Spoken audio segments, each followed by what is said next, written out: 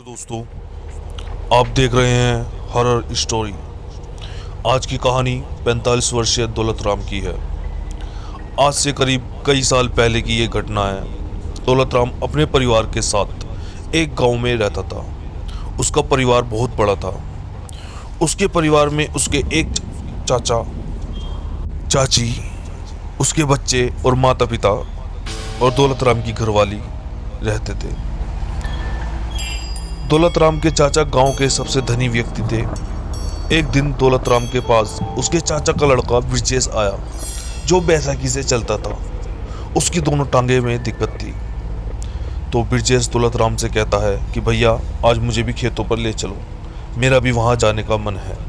तो ब्रजेश को दौलत राम खेतों में लेकर चला जाता है। सुबह से शाम तक दोनों खेतों में ही रहते हैं और शाम को घर वापस आते हैं। घर के सभी सदस्य खाना खाकर सो जाते हैं। रात के करीब 1:30 बजे दौलत राम के चाचा के चीखने की आवाज आती है। घर के सभी बाहर आ जाते हैं और देखते हैं कि ब्रजेश मर चुका है। किसी को कुछ समझ नहीं आ रहा था कि ये एकदम कैसे हुआ। घर के सभी सदस्य दुखी थे। दौलत राम के चाचा को अपने लड़के ब्रजेश की मौत पर विश्वास नहीं हो रहा था। उसके घर वालों ने उसकी अंतिम क्रिया की तैयारी की और उसे शमशान ले गए। वहां उसका दाह संस्कार किया। घर में चारों तरफ सन्नाटा पसरा हुआ था। सब एक दूसरे को देखकर रो रहे थे। दौलत राम का खेत पर जाने का टाइम हो गया। उसने अपनी साइकिल उठाई और खेत पर चला जाता है। दौलत राम खेत पर ज्यादा काम होने की वजह से लेट हो जाता है। वो करीब शाम के 7 बजे अपने खेत से साइकिल लेकर निकलता है। खेत से घर की दूरी 7 से 10 किलोमीटर की थी। अंधेरा हो चुका था। दौलत राम आराम आराम से साइकिल चला रहा था तो रास्ते में एक जंगल पड़ता है। जंगल के बीचों बीच उसे एक कंबल ओढ़े एक आदमी दिखता है। उसने अपना मुंह ढक रखा था और वो दौलत राम को एक अजीब सी आवाज में कहता है, अरे भैया, मुझे पास के गांव में छोड़ देना, मुझसे ज़्यादा चला नहीं जाता। दौलत राम ने कहा, ठीक है, मेरी साइकिल पर बैठ जाओ। तो दौलत राम वहां से चल देता है और उससे बातें करने की कोशिश करता है, लेकिन वो आदमी कुछ नहीं बोलता, बस चुपचाप साइकिल पर बैठा रहता है। अचानक दौलत राम को एहसास हुआ कि मैं तो अभी उसी जंगल में खड़ा हूं जहां से इसे बिठाया था। इतना चलने के बाद भी यहीं खड़ा हूं। दौलत राम के इतना सोचते ही कुत्ते के रोने की आवाज आने लगती है। बिल्लियों के रोने की आवाज आने लगती है। दौलत राम समझ जाता है कि कुछ गड़बड़ है। थोड़ा आगे चलते ही उसकी साइकिल में पंचर हो जाता है। दौलत राम साइकिल रोकता है और उससे कहता है, ओ भैया, नीचे उतरो, साइकिल में पंचर हो गया है। लेकिन वो आदमी अब भी चुपचाप बैठा रहा। दौलत राम जैसे ही साइकिल का टायर को देखने के लिए नीचे मुंह करता है तो उसके होश उड़ जाते हैं। वो डर की वजह से नीचे गिर जाता है। वो देखता है कि आदमी अब भी साइकिल पर बैठा हुआ है और उसके उल्टे पांव हैं। दौलत राम समझ जाता है ये प्रेत है, लेकिन वो हिम्मत से काम लेता है और उस आदमी से डरती हुई आवाज में कहता है, भैया, आप रुको, मैं साइकिल ठीक करने वाले को बुला कर लाता हूँ। दौलत राम वहां से निकल जाता है और भागने लगता है। भागते भागते दौलत राम को लगता है कि कोई उसके पीछे भाग रहा है। दौलत राम की सांसें फूल गई थी और उससे भागा नहीं जा रहा था। दौलत राम में एकदम रुक जाता है। उसके रुकते ही सब एकदम शांत हो जाता है। अचानक दौलत राम को पीछे से आवाज आती है, मुझे छोड़कर कहाँ भागेगा।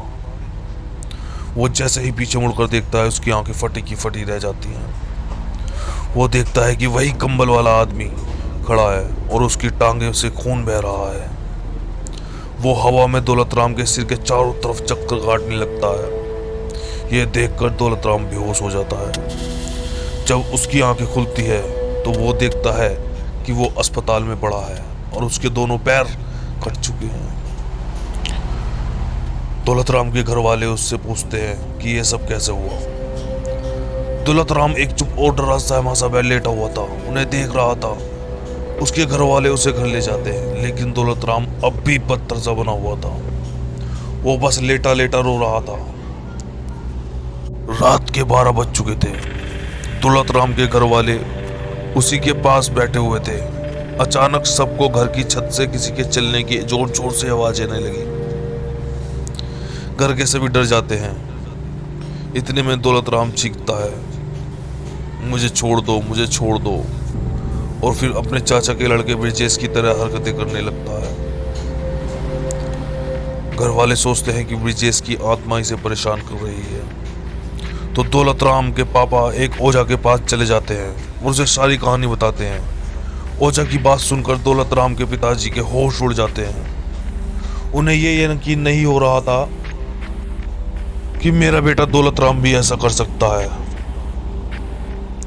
ओझा ने बताया कि दौलत राम के ऊपर उसके चाचा के लड़के ब्रिजेश की आत्मा है। दौलत राम ने जायदाद के चक्कर में ब्रिजेश को बड़ी बेरहमी से मार डाला।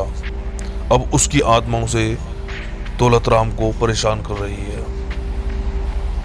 दौलत राम के पिताजी डर जाते हैं और ओझा से विनती करने लगते हैं कि किसी तरह मेरे बेटे को बचा लो। ओझा कहता है कि कल तुम्हारे घर एक हवन करूंगा, जिससे उसकी आत्मा को मुक्ति मिल जाएगी। ओझा दौलत राम के घर आता है और हवन करना शुरू कर देता है।